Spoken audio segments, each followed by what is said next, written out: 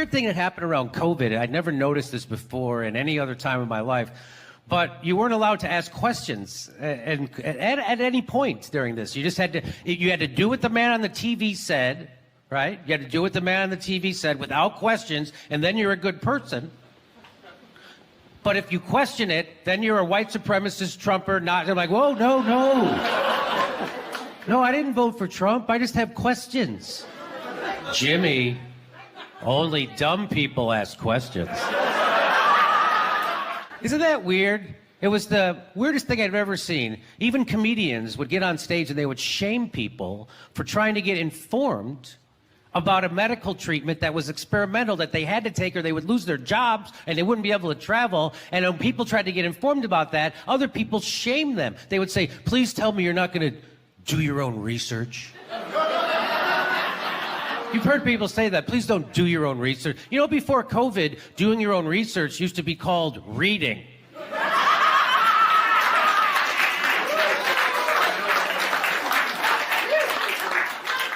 Now you're shaming me for reading?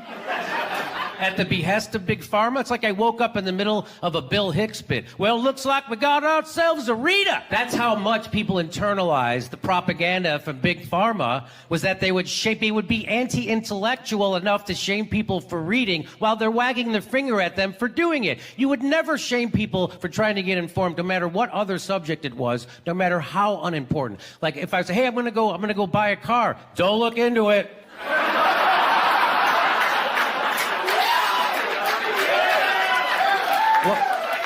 Well, how will I know which car to get? Ask the salesman. He's the expert. What are you, Henry Ford? Good morning. Welcome to BBC Verify. Like you said, we are a team of investigative journalists here at the BBC. We are also a new brand, and we are a physical location above the newsroom in London. And the point of the team, as you said, is to verify video, to fact check, to counter disinformation, and to analyse really complex stories so we can get to the truth of what's going on. Why does this matter? Well, mistruths can cause really serious harm to society and to the people in them. And so we want to show you our workings and really help you understand how we get to the bottom of what's happening. And I'm going to give you a bit of a flavour of the kind of work that the team are doing. So we're able to look at maps to geolocate specific situations, stuff that's going on. This is just a map of central London where we are now. And this is New Broadcasting House, where I'm speaking to you from. And it's not so important perhaps for the centre of London, but it is when we're analysing war zones or what's happening in hard to reach places.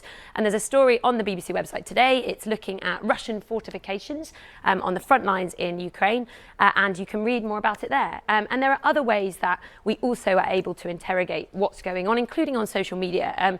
I have some undercover accounts that I've set up for the BBC's Americast podcast, and we use these kinds of undercover accounts, and these are the characters that the accounts belong to be able to really understand polarisation online and how what's happening on our social media feeds and what we're being recommended and pushed to us can affect all of us. And they don't offer us a totally exhaustive insight into what's going on, but they can help us understand just how social media works. And then there's also investigating other mistruths and the real world harm they can cause. At the moment, I'm investigating the UK's conspiracy theory movement. I'm trying to understand more about how it's evolved and intensified since the pandemic here in the UK. I'm looking at the alternative media that finds itself at the heart of this movement, and a conspiracy theory newspaper that's a part of that as well. I'm looking at the way that alternative media is funded. I'm looking at its impact on local communities. I'm looking at its connections with far-right figures and also its foreign links. That's for a podcast series that will be coming out in June. It's called Marianna in Conspiracy Land, and it will be available on BBC Sounds, Radio 4, asking that question, could January the 6th or a German coup attempt like we saw there ever happen here in the UK? So there's a real range of journalism BBC Verify will be doing, and you'll be able to see it online, on iPlayer, across BBC News, on your televisions and radio, so do look out for it. And you're right in the heart of the BBC newsroom in London, Marianna. So you'll be bringing together all different units and specialisms and verifying stuff live in real time as with the journalists around you. Absolutely. And hopefully people can just see how we really do figure out what's going on and the clues we use online, offline, to really piece together the truth, which is more important now than I think it probably ever has been before.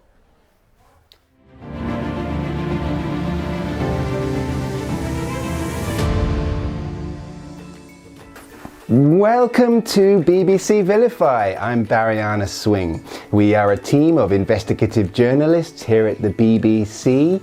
We're also a new brand and we are a physical location above the newsroom here in London, which is a big city in England. We found that out using cutting-edge technology which allows us to geolocate and helps us to understand where we are and what we're doing. And the point of the team is to vilify videos, to fact check, to counter the naughty narratives, and to analyze really complicated stories so that we can get to the truth of what's going on and make everything nice and simple to understand for you simple folks. Why does this matter? Well, disinformation, conspiracy theories and thought crime are on the increase and can cause real anxiety for those who are trying to control every facet of human thought and behaviour. And our job is to investigate and interrogate the evidence so that we can get to the actual truth of what's happening and then distill that down into a small bite-sized piece that you can just pop into your mouth and swallow with half a glass of water 5 times a day, and you should experience no more symptoms or doubts. Here at BBC Vilify, we are experts in misinformation, disinformation and mistruths, and we have a really hard-working team here working at it all the time.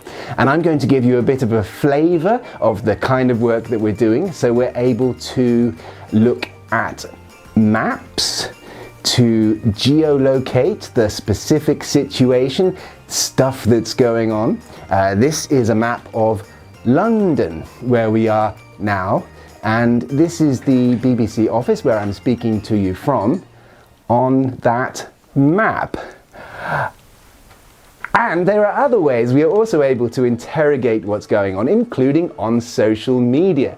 I've set up some undercover accounts, and we can use those undercover accounts to do detective work, to be able to really try to understand what's happening on Facebook and what the thought criminals are saying. So, for example, Jeffrey here is saying that vaccines could be dangerous, and we can fact check that, and that is actually disinformation, Jeffrey. Vaccines are healthy.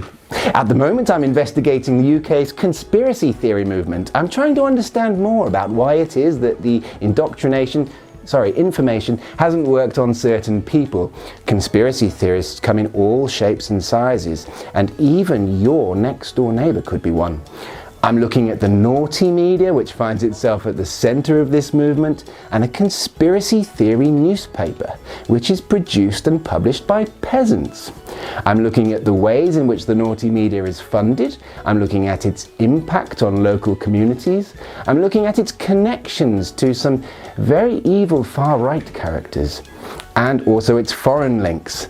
That's all for a podcast series coming up in August. It's called Marianna Makes It Up, and it will be available across the BBC.